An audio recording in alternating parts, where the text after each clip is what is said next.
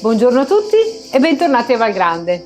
Oggi sono ritornata in cucina perché ci sono delle preziosità che vanno secondo me rispettate, gestite, preparate nel momento della loro massima freschezza. Vi sto parlando dei fiori di zucca che in questo momento sono i protagonisti dei nostri menù, un po' perché li considero cose preziose, prodotti preziosi perché sono proprio solamente di questo periodo e diventano quindi un fatto eccezionale per coloro che hanno la possibilità di assaggiarli, e lo potranno fare se saranno tra i nostri ospiti qui a Valgrande.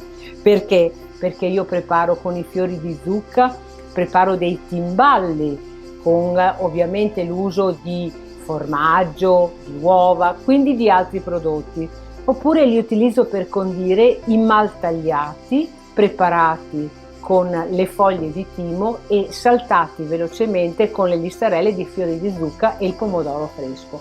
Però non vi voglio svelare tutto, perché vorrei che le persone che sono curiose potessero essere e arrivare qui a Valgrande prenotando il loro tavolo, e lo possono fare attraverso i contatti che ci sono tra le pagine social dove noi siamo presenti o tra le pagine del nostro sito.